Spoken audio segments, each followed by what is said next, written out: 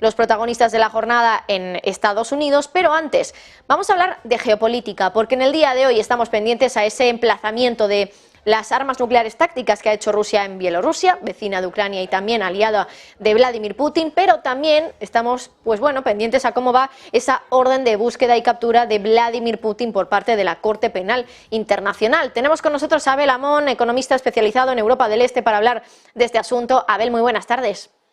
Hola, muy buenas tardes, Marta. Encantado de estar con vosotros de nuevo. Igualmente, Abel, en primer lugar te quería preguntar por esa noticia que hemos tenido este fin de semana y la consecutiva crítica también de la OTAN por ello, la OTAN criticando el hecho de que Rusia haya empezado a emplazar esas armas nucleares tácticas en Bielorrusia, pero claro, para todo aquel que no entienda muy bien qué es eso de emplazar armas nucleares tácticas en un país como Bielorrusia, ¿qué implica esto? ¿Qué nos está diciendo? ¿Qué pista nos está dando respecto a los posibles movimientos futuros de Vladimir Putin?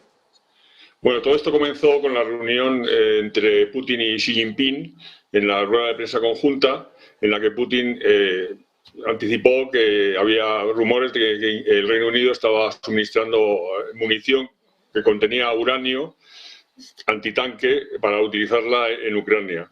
Y la respuesta, aunque el propio Putin dijo que esto no es arma de destrucción masiva, pues sí que, en contraprestación a este anuncio de esta posible munición, pues anunció allí mismo, y en presencia de Xi Jinping, pues que iba a preparar 10 aviones bielorrusos para abastecerles este tipo de arma nuclear y luego construir un silo nuclear que estaría listo para julio. Bueno, yo creo que es un anuncio bastante grave. De hecho, Zelensky ya quiere convocar al Consejo de Seguridad de la ONU, pero yo creo que no es la primera vez que Putin amenaza con la utilización de armas nucleares. Ya de hecho, cuando la OTAN empezó a suministrar material bélico a Ucrania, ya se reunió en público, en televisión, con el ministro de Defensa Shoigu ruso, diciendo que preparase todo el arsenal posible por si hubiese que utilizarlo.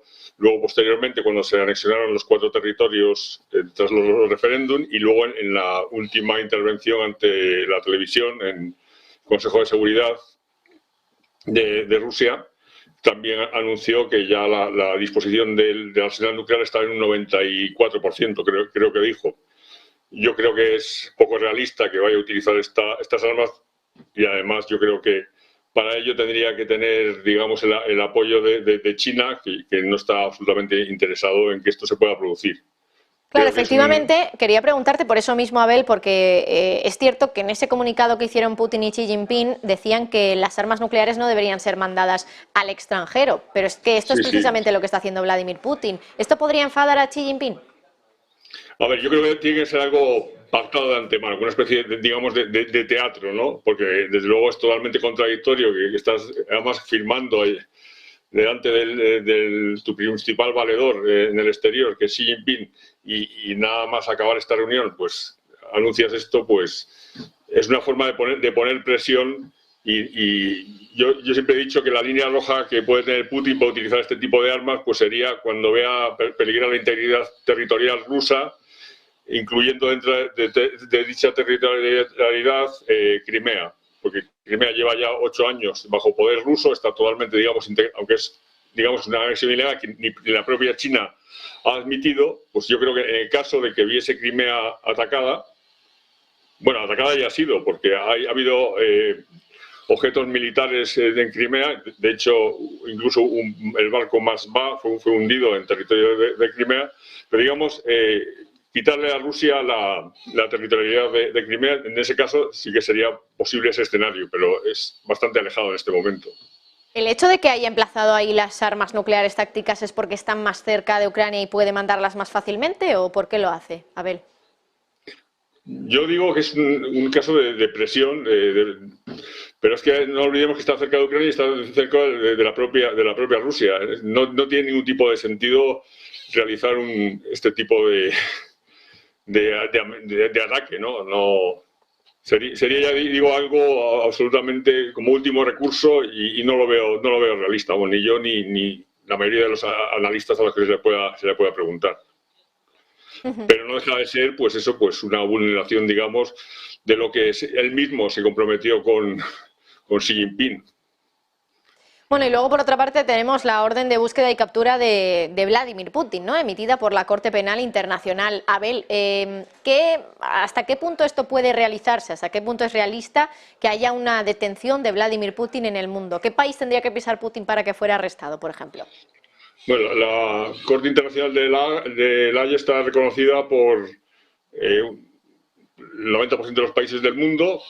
No están incluidos China, por ejemplo, la India y la propia, ni Rusia y la propia Ucrania. Pero sí que hay países del entorno BRICS, como son Sudáfrica y Brasil, que han anunciado que, bueno, que ellos respetan la jurisdicción de este órgano judicial.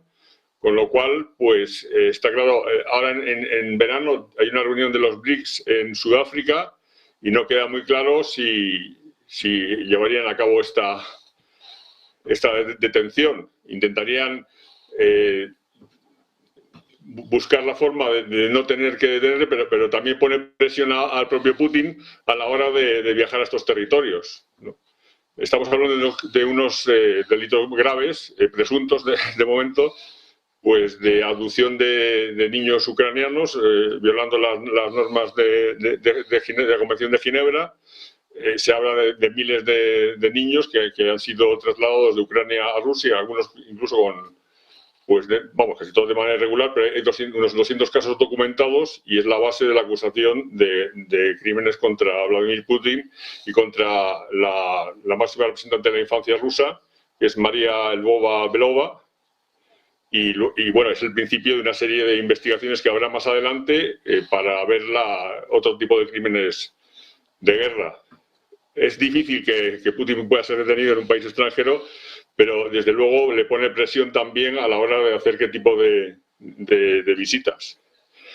Y también cuestiona lo que se llama el sur global, que en teoría aliado con Putin, con los intereses del Kremlin, que no está, como se ha visto en las resoluciones de Naciones Unidas, en las que pues, el 90% de los países han pedido la salida de las tropas de Ucrania, incluido muchos de los países sudamericanos, propio Brasil, Argentina, Colombia.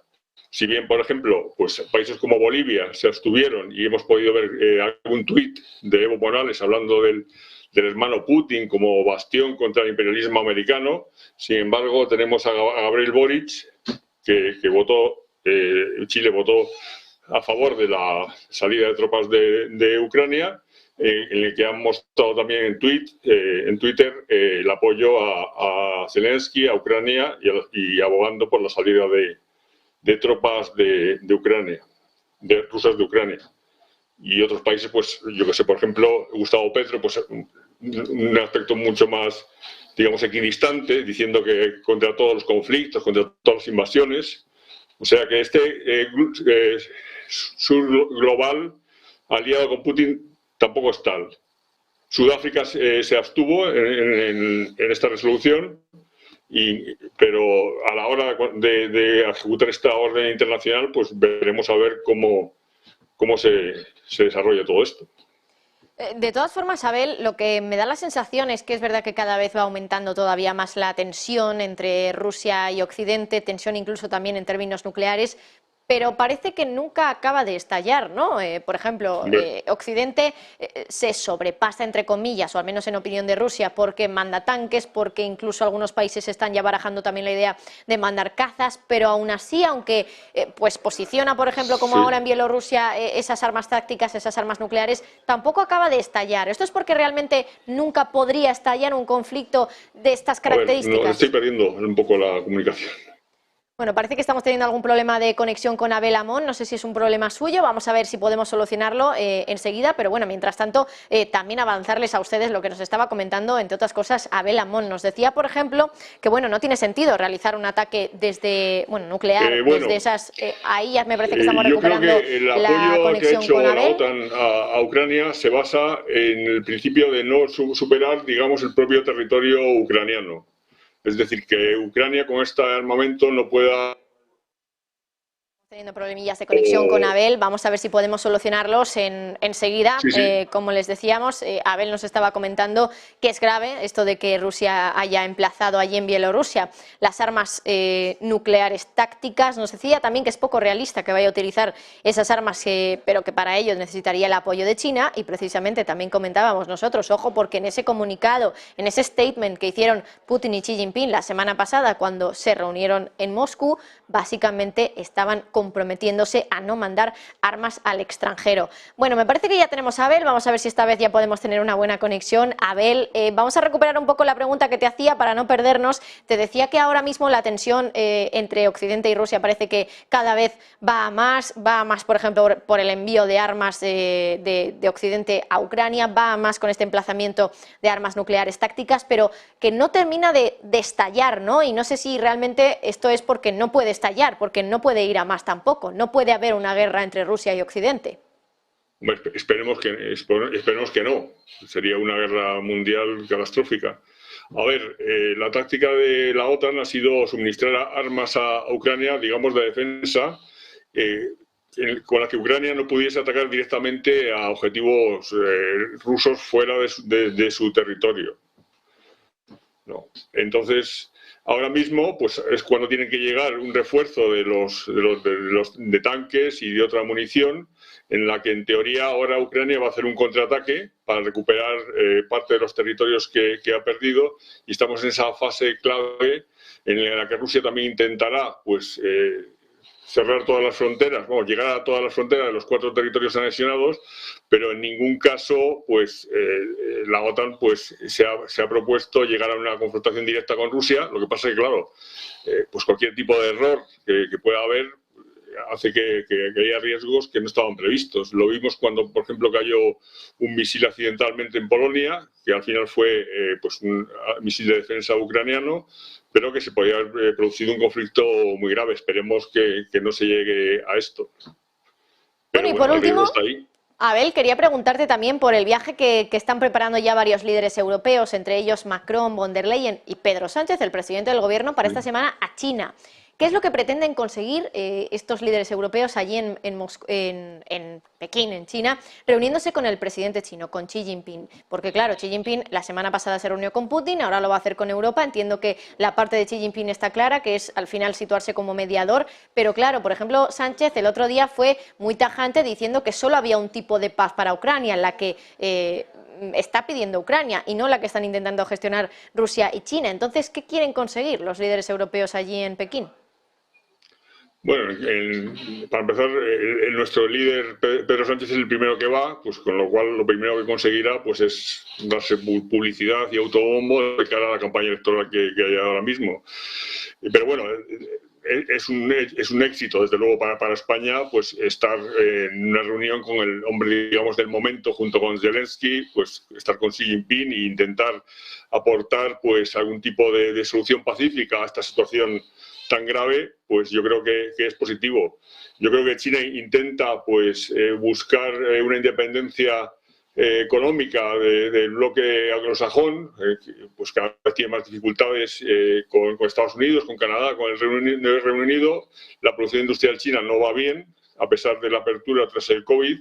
Intenta, pues, crear vínculos fuertes económicos con la Unión Europea. Y bueno, y los líderes europeos, pues, intentarán también, por su lado, pues, desde luego, pues, mejorar la situación económica también, grave en estos momentos, pero también aportar que Xi Jinping pueda presionar de alguna manera para evolucionar hacia mejoras humanitarias, por lo menos en el conflicto con Ucrania. Vimos que Xi Jinping, bueno, habló con Putin, pero luego al final no es que fuese, ni fue a Kiev, ni siquiera llamó a Zelensky.